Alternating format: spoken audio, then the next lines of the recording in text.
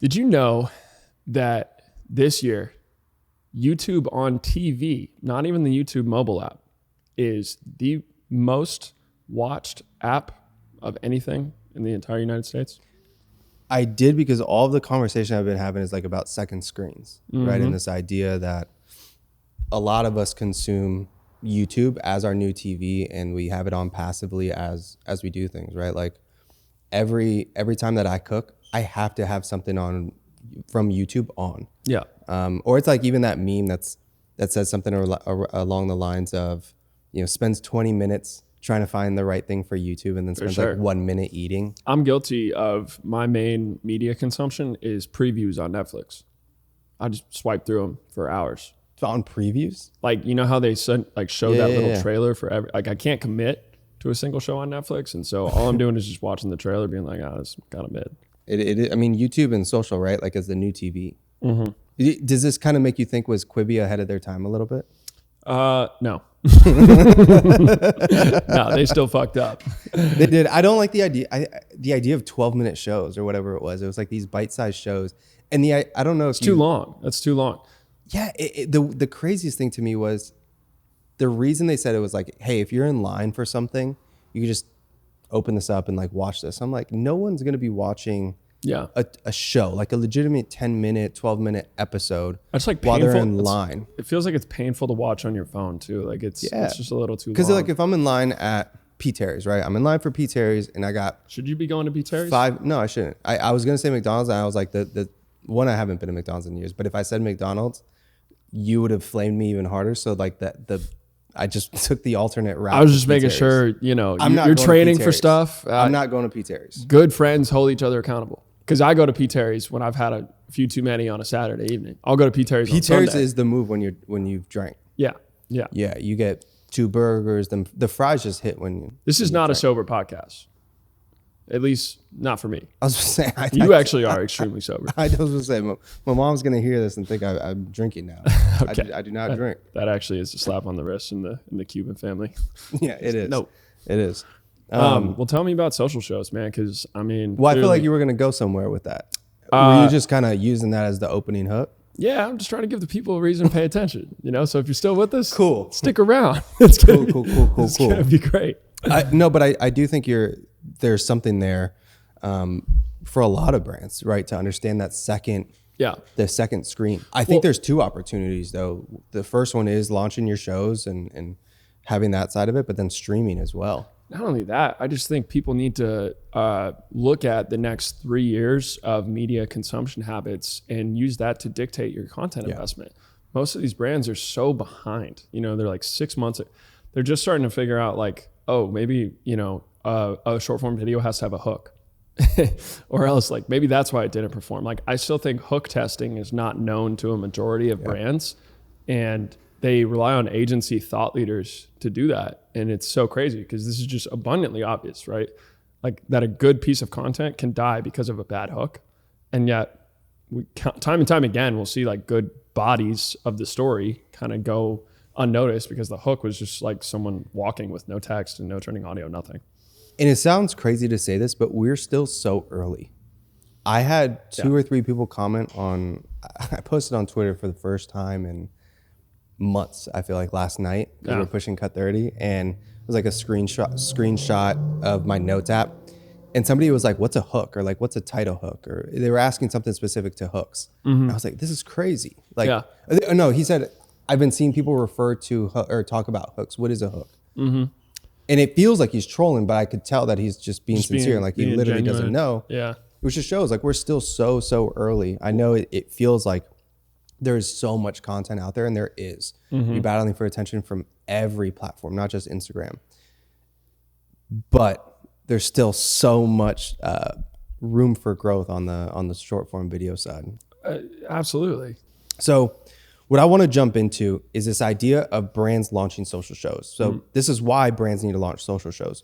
So the first thing is social media is the new TV with endless channels. And when you think about that, what I mean is, if I have my channel, my feed, I could have all sorts of different shows on that feed, right? And essentially endless channels is thinking of like Brian is a channel, I am a channel, Rudy's a channel, Charles, whoever, they're their own channel, and you could have all of these shows on that channel, right?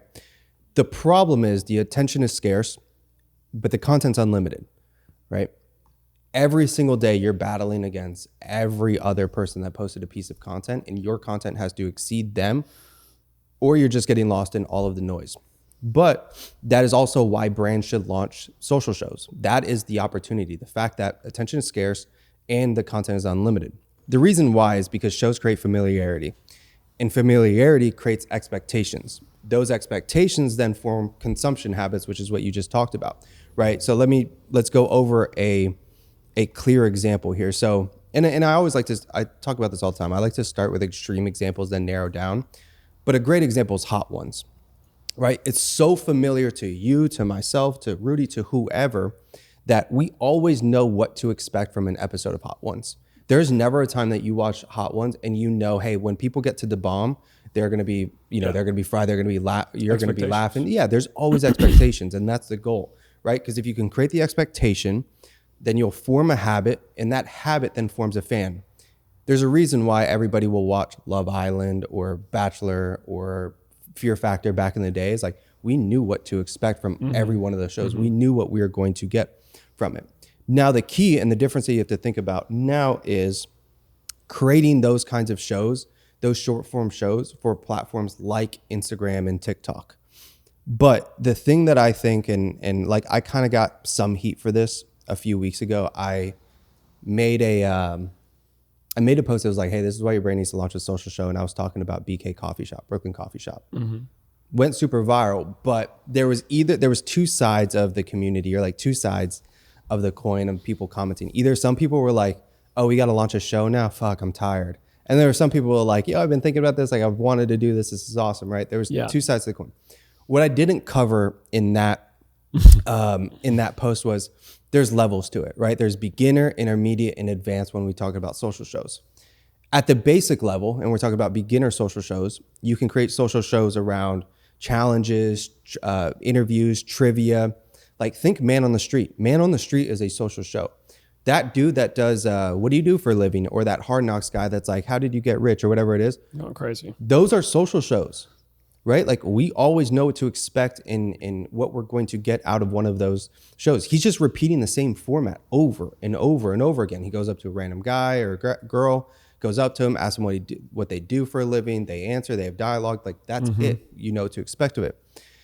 The beginner variation of a social show, and why it's beginner variation, is doesn't require pre-production, really. It doesn't really require multiple characters or a ton of setups. As we get into examples like BK Coffee Shop, that requires all of that. It requires pre-production, it requires scripting, it requires characters, it requires setup. It requires so much. When we think about beginner variations, they can be shot in batches, right? So some other examples that I have is like, have you ever seen La La Land Kind Cafe? Of course.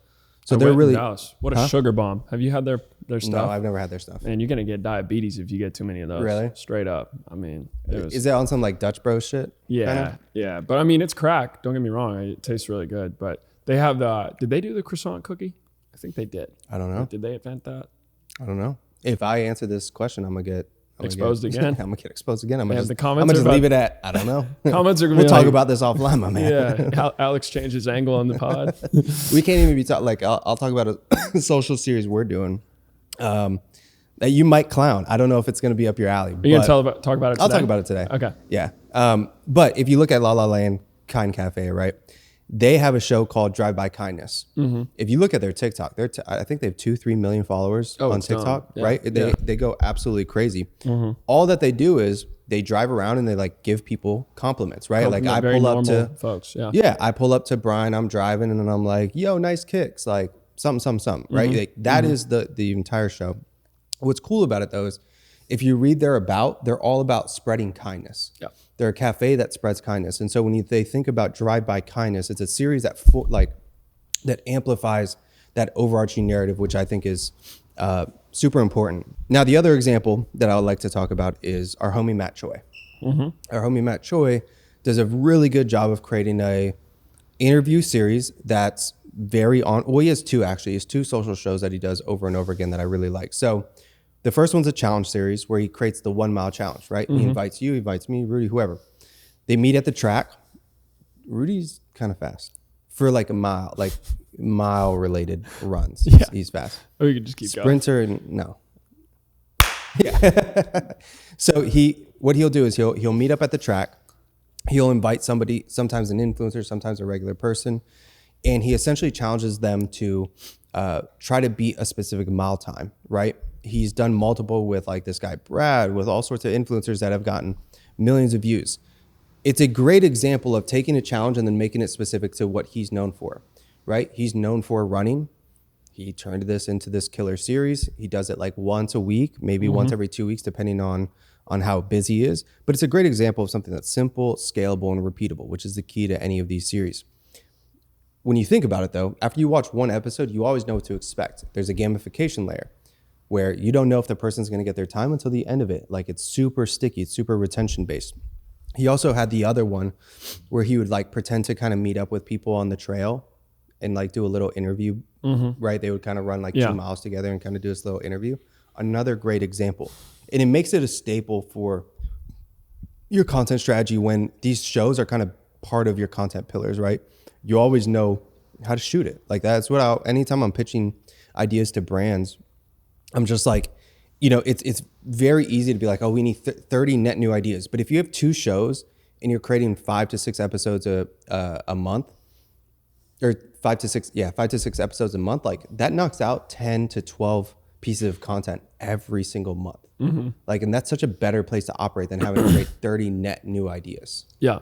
I think it also, there's so much power to expectation, and I just want to bring it back a little bit to when you said, you know, these social media managers are commenting, I'm tired, not another format that we have to innovate on. And at this point, you know, your job being in social media marketing is to innovate. You have to understand where the algorithms want attention to go and optimize your formats for what Instagram, TikTok are telling you that they're boosting, right? So like if it's watch time, likes, shares, then like how do you get a bigger watch time? Like you make sure you get a great hook, but you also need to focus on something that's going to be watched until the end. Yeah. And so every single video that you make has to, you know, appreciate the listener's attention span, right? I think a lot of these brands don't care about the 7 to 25 second mark at all. Yeah. Even if they are investing in a hook, then, you know, they're still letting it fall off. Like, you know, some of the ads that we've been bringing up recently, it just seems like people don't care enough about the body of a story. They care about the intro and the conclusion, but it's that middle part that really enhances retention. You know, that's the conflict that people are ultimately waiting for a resolution for. And so to your point, the setup, right? That's the expectation. Like, you know, you think about a user experience. You mentioned School of Hard Knocks guy. Yeah. So, and his channel is blown up in the last year. Dude. I mean, it's ridiculous. And so basically video of his pops up on your feed. You are instantly looking at what is the nice car, you know, who's going to pop out of this car, or like, who's going to turn around, and, you know, your expectation with his show is how are they going to respond to him approaching them? What is their first response? Are they going to blow him off? Are they going to say, are they going to be down for it? Whatever. And you can almost tell in the same way that you can tell a sponsored post versus a non-sponsored post, you can tell when he's getting a bag from the person to be featured. 100%. You can 100%. Tell when it's not a random person. Yeah. And so think about that level of a consumer's expectation, right? Because they're going to know, is this a sponsored post or not? They're going to know, does this feel like an ad or not? And the reason you stick around for most of those videos is because of what behavior. To me, it's a little bit about the hook for sure. Does the guest have like a, you know, compelling visual appearance, whatever? I think the comments often sell his video. You know, for me at least, first thing I do when I see one of his big videos, I click on the comments. And I look at like, is there a big quote? Or did they say, wow, that was one of the most valuable interviews you've done? And so you have to think about these social shows as an opportunity for you, because they're going to get a lot more engagement by, you know, stimulating the viewer for a long period of time. Like, you know, say it's an interview series, or say it's La La Kind Cafe, you know, say it's Matt doing that with, you know, one of those local influencers. The comments are going to tell you why you need to watch the video. The comments are going to say, I've seen the one with Brad, the absolute unit. I mean, bro is the biggest human being I've ever seen. Like 50 something years old. Yeah. Jack to the, to the traps. You know, he was on The Bachelor. Yeah, handsome as hell too. Really nice dude. And Super so nice. like you're creating all You these. just got like such a shout out. I just necked him. You necked the shit out of him. Boy, hit him with that Orlando Brown. Yeah. Good for him. You know, genetics are sweet. But the thing about Brad's video with Choi is the first thing you do is you go to the comments because you see this huge dude. And the first thing, I think that one of the first comments, I actually very much remember this, was, wow, he actually ran that super fast. So instantly, right, your brain is saying, I got to see this absolute unit run this mile. Like, I want to see how fast he runs. I want to see him keep up with Choi. That sells the rest of the video because now you're like, well, he did something impressive here. Same thing with Lala Khan Cafe. Wow, did you see that third lady? Oh my gosh, her reaction made my day. The comments are what's going to sell the watch time. And so I think brands have such an easy opportunity to do this with social shows rather than just trying to go viral with their clips. This is where I think you can kind of farm your engagement and have all of your employees or people on your team or like have it kind of like an engagement group. I mean, planting comments is not done nearly enough. No, because everyone's tired. Everyone's tired. They're doing too much already. That's the funniest thing. You need to go look at the comments because there's two sides of people in that. I will. It's really funny. Well, so I made a video about employee generated content that kind of took off. And it's fascinating how, you know, on Instagram, everyone's like, man, I love when brands do this. And I posted it on LinkedIn and it went nuts too. And everyone on LinkedIn is like, are they going to compensate the employees extra? Oh my gosh. And I'm like, do you know LinkedIn's the most whack shit, dude. The average person is working 2 to 3 hours a day. Okay, getting compensated for 40 hours a week. So I think they can probably take on a little bit more responsibility. Outside of our boy Tommy, if you're trying to grow your brand on LinkedIn, you're a square. Yeah. If that is your primary channel. I'm considering. Unless you're just B2B focused. So I have to push back on you there because. I was taking a shot. Sure. And look, I hate LinkedIn more than you do. I promise. But the value of it is insane. It is. Like, I just had a guy who runs a massive firm that represents Walmart, Target, and they basically like control retail shelves. He just booked a call with me through LinkedIn. And I don't know what video he saw. I don't know. You know, it's like I'm just posting into the abyss. My shit there. I just post into the abyss. I don't even read the comments because, I mean, that'll make you want to jump off, 360 bridge. But some of my coolest leads have come in from LinkedIn. Really? And it's because you think about like, Crumble or whatever, Tiffany's. Tiff Streets, yep. Tiff Streets, Tiffany. So those are the types that are on LinkedIn. And LinkedIn content is so bad that every single time they book a call with me, they're like, dude, it was really refreshing to see your like entertaining content on here. And I was like, okay. Dude, for some reason, I don't get reach really on my show. If you posted social shows, it would get 10 million views. I promise. The one that I already did? Yeah. If you posted that on LinkedIn tomorrow morning at 8 a.m., I would bet you probably $100 it would get over 5 million views. Because it's a 1-to-1. If you post something on LinkedIn and it works on Instagram. Yeah. It's like direct correlation. TikTok hoeing me recently. Have you been posting on TikTok? Bro, I'm trying. It's daunting. Going from 0, it's like I got 150 followers. And I've got like 300,000 views in the last like 2 weeks, but it's like, damn. You know, like grinding from the beginning is tough. It's tough. Yeah. Especially, I mean, I feel like we both appreciate it. It's like, fuck, I don't want to go from the beginning anymore. It's a pain. The only one I would enjoy doing is YouTube. Yeah. I bet I post my YouTube video before you post yours. It's crazy. As like I have probably 6 done. I just don't think of it. You know what I'm saying? It's like, I mean, you want to talk about being tired. No, I just don't think of it. No, I'm saying like, full-time content creation in addition to running a business. It's difficult. On top of being a dad, you want to talk about tired? But you don't use that in any of your content. You're not trapping people for the views. No one's hitting you with sympathy likes. Because I'm not trying to do, bro. Like I'm not trying to be that guy that's like, man, I'm doing all this plus a dad. I think it would improve your personal brand. I mean, we've been saying I'm going to start including in this series that I'll talk about in a second. But bro changes Zara's diaper one time a week. It's that day in the life vlog. I got a story about changing diapers this weekend. I ain't gonna get into it though. It was crazy. Another really good example is Ramen on the Street. So by Emmy Eats, they have a dedicated page to what is called Ramen on the Street, or it's their social show, right? to me, it's more on like the intermediate side a little bit, because there definitely is like production level to it, more than just doing like a phone based or iPhone based kind of street show. But if you look at it, I mean, for people that don't know, it's somebody from Emmy Eats will interview just random people while they eat a cup of ramen together. Really, that's all it is. But it's gotten so popular that they have their own TikTok page dedicated to it. Yeah, and it's great. I mean, look, hundreds of millions of brand impressions is, extremely worthwhile. People need to keep just shifting those performance marketing budgets over, man, because Meta is screwing you so hard. It's insane. Yep. Like 60% of customers that Meta is getting for you, you could have just gotten via email and SMS. Like I'm very convinced that they're retargeting so hard these days. Yeah. And I see it all the time. I mean, the frequency of our ads that we run is like, it's, too. My thing too is you can spend, like if you're spending 100K on Meta a day. Get so much of that on brand, but I mean, it's not directly correlated revenue. But my thought here is if you take a portion of that and you invest that into organic and you start getting 5 to 10, 15 million impressions a month, your retargeting pool is so much better than your retargeting pool off of a 3-second watch time or a full watch time or whoever you're retargeting. That is so much better. That is such a better retargeting pool than, obviously I know that you can retarget your email list and the people. I think one of the biggest problems with that is that most people aren't properly set up to capture that traffic.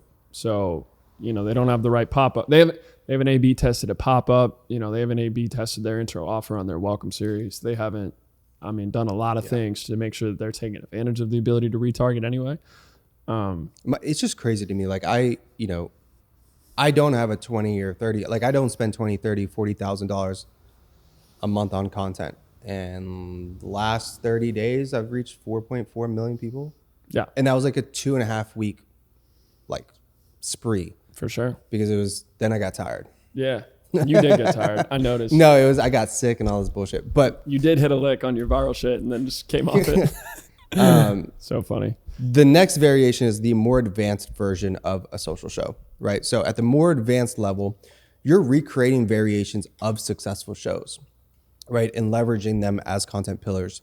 So think of social shows now as a docuseries, reality TV, game shows. This usually includes more characters and more editing at the same time, but the same main rule applies, right? Repeatable and scalable. A few examples I'll hit here. Midday Squares is probably one of my favorites. We've talked about them a lot. I'm going to use other examples as well, but they turned their journey of building Midday Squares into a $100 million chocolate company into a reality TV show. Up, downs, high, lows, the whole thing. They share that in a series format. They're not consistent with like how often they post it. When they were a little smaller, they were, but documenting the whole thing, they've done an incredible job. The other one that's probably my favorite, this is a brand that's grown to nearly 40,000 followers in just a few months and off just a few pieces of content, is Brooklyn Coffee Shop. Have you seen Brooklyn Coffee Shop? I mean, I certainly wouldn't have if you didn't drop the most viral video of your career, but so bless them one more time. God damn. I'm trying to hit that lick again. Yeah, bro. You just want the merch. Hit that lick again. So you just want unlimited cortados up in BK. It's actually not even a real coffee shop. That's the crazy part. Oh, really? It's just a social show. They're going to. I think they're going to open a coffee shop. Myself that I didn't watch your shit. I did watch it though. I don't know how I missed that. Yeah, this is also like a video that has nearly 528 comments. That's a lot. So that's how, dude, I don't want to deter us anymore, but like my high status, low status running shoes had like 600 comments and everyone hates me. Which is great. You got hate from people DMing me about it. And I'm like, why are y'all coming to me, bro? I can't control. It was funny. $100 million CEOs DMing me being like, is this your boy? Yeah, go get your boy. He's wilding. I'm like, nah, I ain't never seen him before. I stand on business for what I said. Hoka's out of the commission in 3 years. I don't know about that. They have a great product. I wouldn't wear them, but they have a great product. I just think they're trendy. I just think them and On are trendy. I think this is all trends. I don't know if it's built to last. I don't know. They've been on the up and up. But anyways, so BK Coffee Shop. If you pay attention to what they've done, all they're doing is a social show, right? Like if you actually want to pay attention to how to execute it at the highest of highest levels, look at them. They have multiple characters. right? They have the same format. It's really just what looks like two camera angles going back and forth the entire time. Great dialogue. They've absolutely crushed it, where every time it shows up on my feed, I'm just like, I want to consume this, right? Another brand that's done a phenomenal job of this is Gant. Have you ever seen them? Mm-mm. So it's a sportswear brand. Check them out. So what I like about Gant is they'll treat that show that they're creating as almost like the core of the campaign. They had this checking in for the holidays one, where the entire campaign and the lookbook was centered around it. So they dropped the multiple episodes around checking in for the holidays, but then they build off of that. So then they do the lookbook. Then they have like these mini skits. Then they have all sorts of different photo shoots that they're building off of that social series. So, and I think that's going to be another layer of it, is this idea of creating a social series for a season, for a look, for a collection, for a product that's dropping, and then you build off of that. How do I have the photo shoot around that same theme, that same format, those same characters? How do I make all of my email and landing page content match that central theme for the social show? So overall, I think if you're a brand that is trying to achieve affinity, right? You're trying to gain followers, but then also build fandom, and you're trying to get people to love the brand, consume all the content from the brand. You have to set the expectation. You set that expectation by launching social shows. You set that expectation while doing it over and over again and introducing characters, introducing a specific format, and then meeting that expectation over and over again. Yeah. I mean, you got to create digital experiences that people are going to remember and, feel good about. That's really the name of the game in today's kind of digital landscape is, did you meet someone where their attention already was and then give them something that they're going to remember and think highly of? Because that's when you hit them with a, dynamic product shopping ad and they think about, oh, I like this brand. Maybe I'll actually, step in with them. So I shared this with you earlier, but you saw that Takova's debate. Yeah, because I saw the whole thing on Twitter. Yeah. Is this growth marketing? Was the question. So we'll put it up on the... he said this is growth marketing. And Taylor's a very respectable, he's dialed. He's extremely knowledgeable. Taylor's extremely But dialed. he's a finance guy, right? Yeah. So he's not like a, creative person, in my opinion. And that's no shade, but it just is what it is. I think he would agree with that. And, the concept was this was a masterful piece of content from Takova's, because it was a brand play. It was a strictly brand play. And if you look at Takova's page, particularly I'm looking at the TikTok, then you'll notice that this was far and away, the worst performing organic asset they've posted in a long time. I mean, on average, they're getting, some 3,500 likes on their BTS. They're getting, 1,400 on Country Music Star Shopping at the Austin flagship. But this video got 132 likes on what he described as, a premier growth marketing asset. And I'm here to tell you that anything that doesn't perform on social means that it was not good. And not good doesn't mean it was a bad piece of content, but as a performance asset, it was not optimized to get reach. And that's a waste of your investment. If I were Takova's, I'd probably just reshoot this with a couple better hooks. I think the hook right now is just this guy taking a step with the Takova's overlay. Who in their right mind doesn't see that and think, is this like a commercial? It's Takova's on the overlay. It looks like an ad. And so, for a brand marketing piece of content, they just didn't focus on the hook. And I think Takova's has an unbelievable content opportunity. I don't know if you've been to their flagship store on Austin, on South Congress. It's unbelievable. Sick. It's such We're an amazing... shooting a piece of content there this week. For who? With Ridge. Oh, nice. Are they collabing? I'm trying to get them to collab, but we're doing a piece of content with them where it's Ridge has a bunch of wallets that they just launched, and so it's this guy's gonna come in. I don't know if I should say this on the pod, but this guy's gonna come in and be like, hey, I need you to build a fit around this. He's gonna ask the store employee, I need you to build a fit around this, and then it'll rotate between fits pretty fast. I think that's cool, and they just have so many opportunities with their store. So if I were to create a social show for Takova's, this is what I would do. So I'd call it boot buffing. So boot what? Boot buffing. All right. Yeah, trust me. And I feel like I know where you're going with this, and I like it. Yeah, for sure. So if you've been to Takova's, one of the best experiences is when their store managers will shine your boots for you. Yeah. And if you want to think about what are the opportunities here, so there's a lot of opportunities. I don't know who they would want to host it. I mean, better, bonus points if it's anyone in the C-suite or someone who's like uber knowledgeable about the space, or particularly like a rustic grandpa type of dude, real Tommy Lee Jones type of character. But what can they do with Boot Buffin as a show? They could talk about the materials used in the boots. Obviously, there's caiman, there's ostrich, there's all sorts of different makeups of the leather that actually makes these boots, the different colorways, like the history of these colorways, the history of the different silhouettes. A lot of people don't know that you could have pointed toe or round or box toe, which one's used for which, like that influences buying decisions. And so Boot Buffin sounds dirty, could be an opportunity for the founder to give unique perspective on FAQs from their customers. So when people ask, what is the right colorway for this outfit? Boom, you answer it in the social show. When people ask, should I get a square toe or pointed toe? This is an opportunity to say that, because when I went in and I was like, well, what is the difference? You have a pair of boots? Yeah. I had to level You're up. You're probably like 6'8" in those, muff. Huge. It's a problem. I'm looking like Barron Trump out there. So, but the other benefits of this is it gives them an opportunity to showcase their products at its absolute best. The boot, when it's freshly shined, looks damn good. Yeah. When a boot is a little bit dirty, that's not necessarily product shot worthy. So they're their ability to showcase the product at its absolute best when it's getting buffed up by somebody. And again, authenticity is going to come out from that. Why'd you choose to get these boots? They're a statement piece. They're something that I'm using to commemorate, a milestone for me. My grandpa got them. Like, there's so many opportunities to tell authentic stories around this capstone moment for these customers. And if it's someone important at Takova, is asking them that question, right? They have the space. They can shoot this, every week easily. Yeah. And what it does is it expands their luck surface area for a viral moment. So it just gives them so many opportunities for that story, the combination of story, visual hook, title, you name it, all to hit at the same time and provide millions of impressions for the brand.